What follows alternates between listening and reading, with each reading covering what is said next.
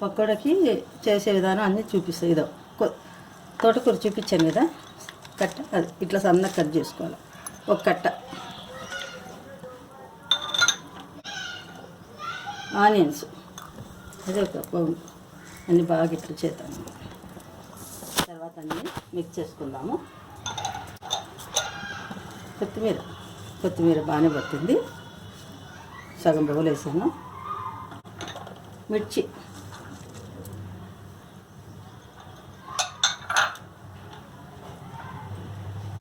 జీడిపప్పు కూడా వేస్తున్నాను. కొద్దిగా కరివేపాకు,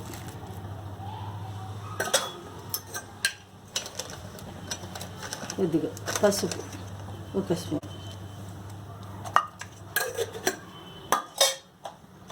కొద్దిగా పెసరు మొలకెత్తిచ్చి పెట్టుకుంటాం కదా మనం ఇంట్లో ఎప్పుడు ఉంటాయి, అవి కూడా కొద్దిగా వేస్తాం, క్రిస్పీగా బాగుంటుంది. 2 పిడికిలు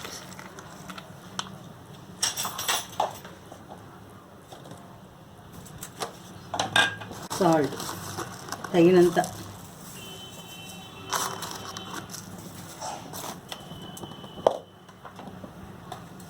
కొద్దిగా అల్లం వెల్లుల్లి పచ్చిమిరపకాయలు పేస్ట్ 1 స్పూన్,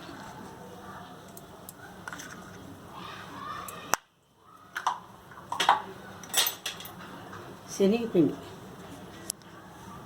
ఇది శనగపిండి,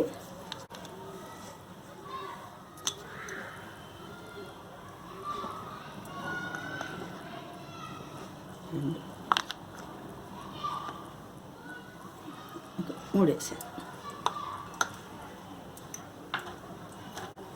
బియ్యం పిండి వేస్తే పకోడా మెత్తగా ఉండదు, బాగా క్రిస్పీగా ఉంటుంది అన్నమాట.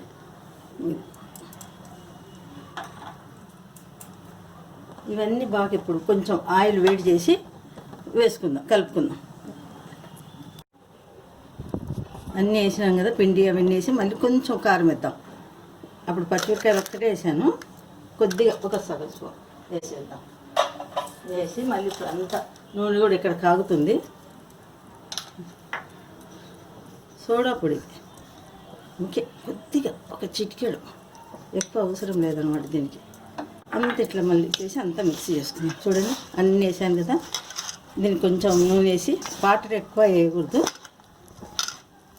ఇంత కలిపేసినాం. ఇప్పుడు నూనె వేసేస్తాను. నూనె కాల్చిపెట్టిన పెన్నంలో వేసేస్తాను. ఒక 2 గంటల నూనె వేస్తున్నాను.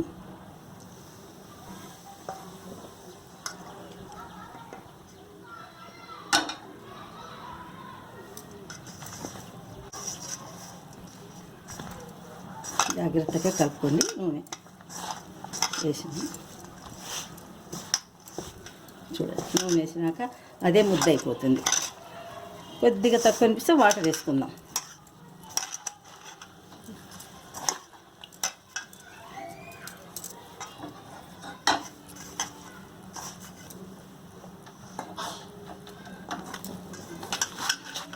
ఇట్లా కింద పిండి ఇట్లా పైన కొంచెం వాటర్ వేస్తాను, ఎక్కువ అవసరం లేదు, కొద్దిగా, ఎందుకంటే మరి పొడి ఉంటే రాదు కదా. ఏనికే బాగా ఇట్లా పిసుకండి, అన్నీ కలిసిపోవాలి. ఆకుకూర వేసాం కదా, తోటకూర,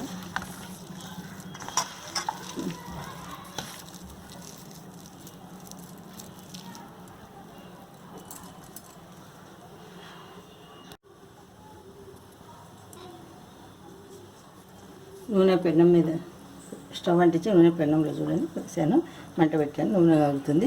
పిండి అంతా చూడండి,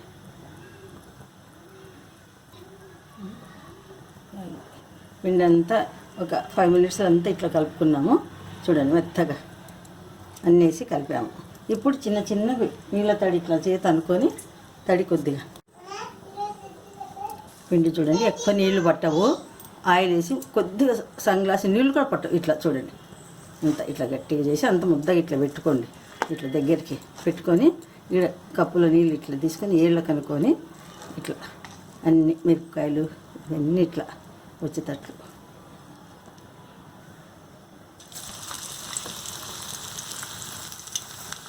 అన్నీ ఇట్లా వేసుకోండి.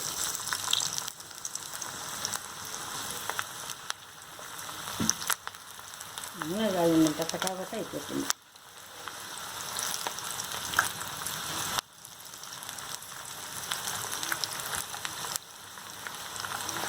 అంతే, ముద్ద చేసి పెట్టుకున్నాం కదా, నీట్గా ఈజీగా వచ్చేస్తుంది, ఏం కష్టం లేదు. ఇట్లా తీసుకోవడం, ఇట్లా వేయడం, ఇట్లా ఏలుతాం.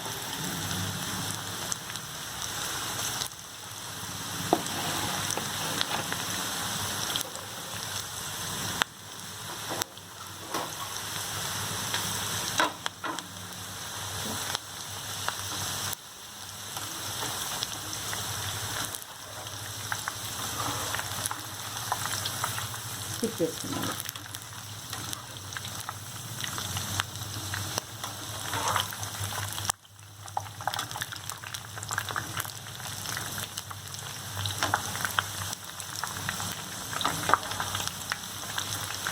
పిండి చూస్తే ఏదో మధ్యాహ్నం ప్రెస్ చేయండి చాలు. ఇప్పుడు వస్తుంది షేప్, మనకేం రౌండ్గా రావాలనేం లేదు, ఇట్లా షేప్. ఇంకొంచెం కానిచ్చి ఒక్క నిమిషం అంతే, పచ్చిగుంటే బాగుండదు. మళ్ళీ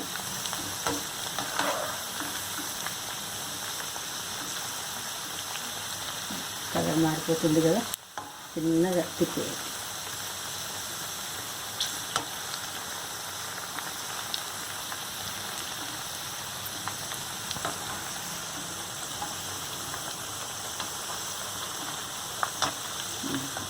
కలర్ మారించుకొని మీరు తీసేద్దాం.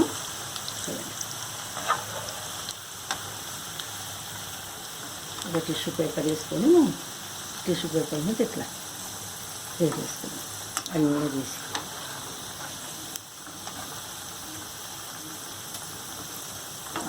ఆయిల్ ఎక్స్ట్రా ఏమైనా ఉంటే వేడి చేస్తుంది.